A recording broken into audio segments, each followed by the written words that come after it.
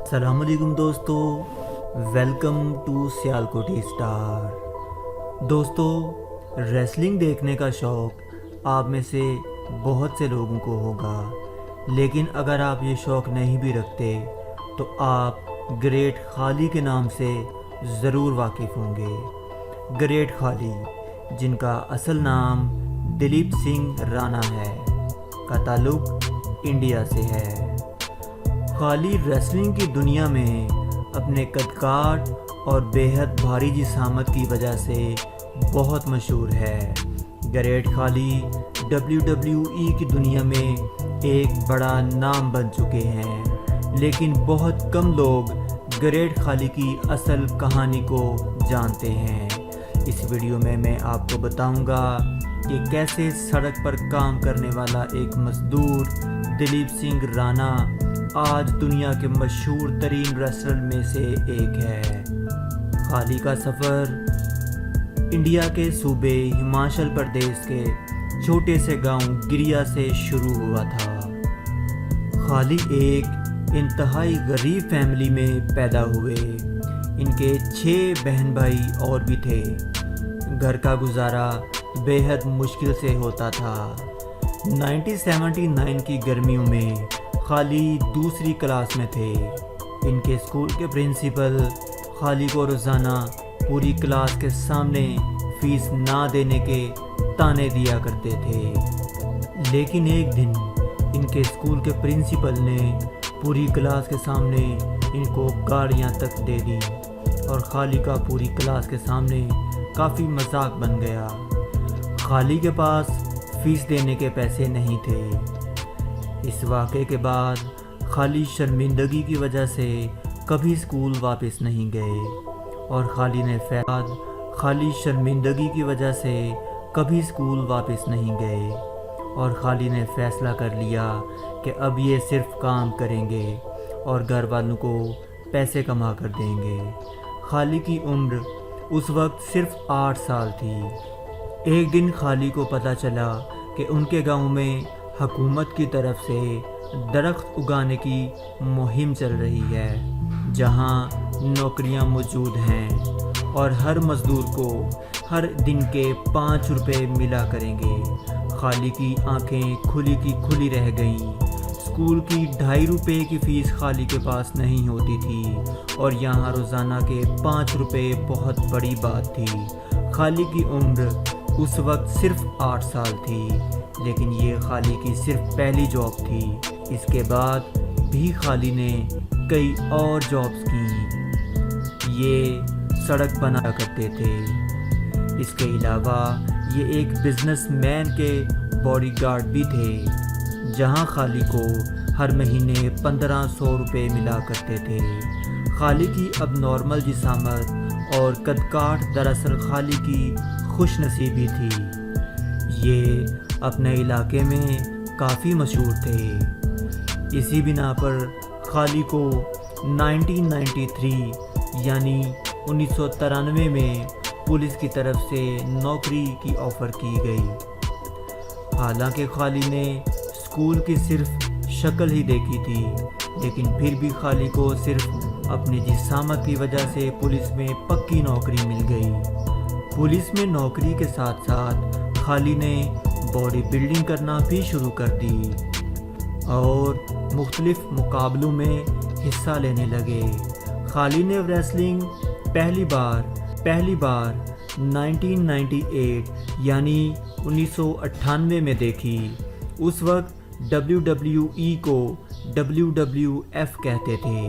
خالی کو ریسلنگ دیکھنے کا شوق پیدا ہو گیا، لیکن اس وقت خالی کو نہیں پتا تھا کہ اس ریسلنگ کے پیچھے پوری سٹوری لائن ہوتی ہے۔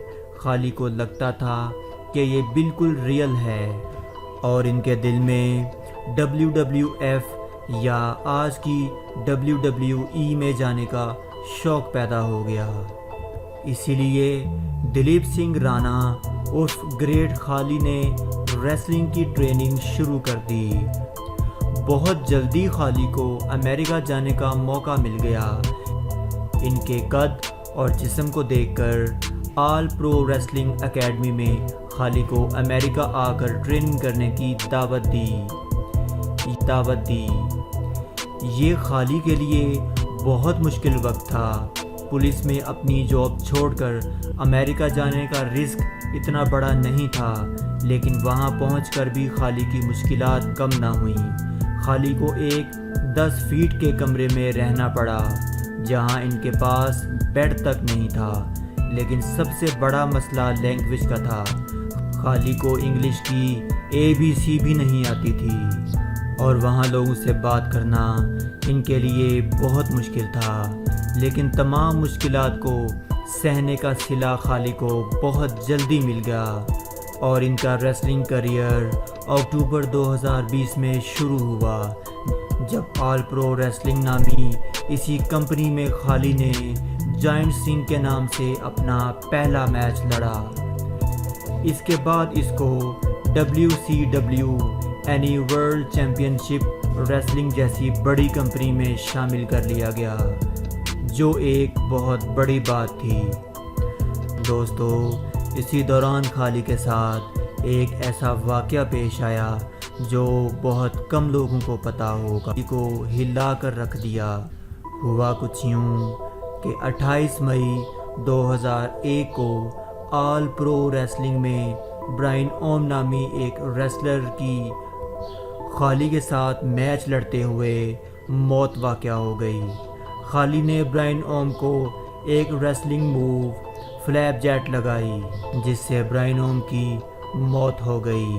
ریسلنگ میں جو میچ ہوتے ہیں وہ پہلے سے پریکٹس کر کے لڑے جاتے ہیں، یہ بے شک اصلی نہ ہوں، لیکن لڑائی اور چوٹیں بہرحال انتہائی خطرناک ہوتی ہیں۔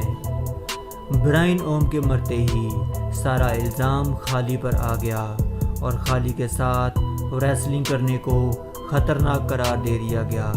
دوسرے ریسلر نے خالی کے ساتھ کام کرنے سے انکار کر دیا اور خالی کی زندگی تبدیل ہو گئی۔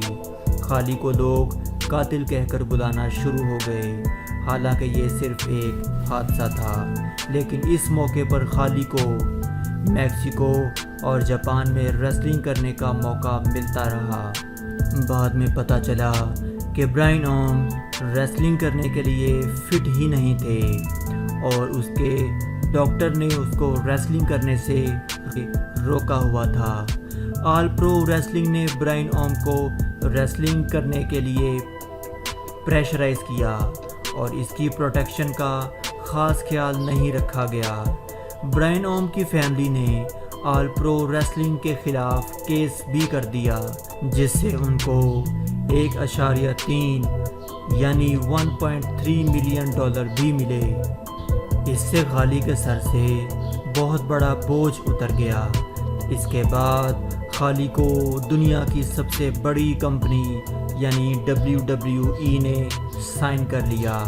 WWE کے مالک ونس مک موہن نے خالی کو ایک مووی دی لانگسٹ شاٹ میں دیکھا، جس میں خالی کا ایک بے حد چھوٹا رول تھا، لیکن ونس نے خالی کی جسامت کو دیکھتے ہی فیصلہ کر لیا کہ خالی کو WWE میں شامل کیا جائے گا۔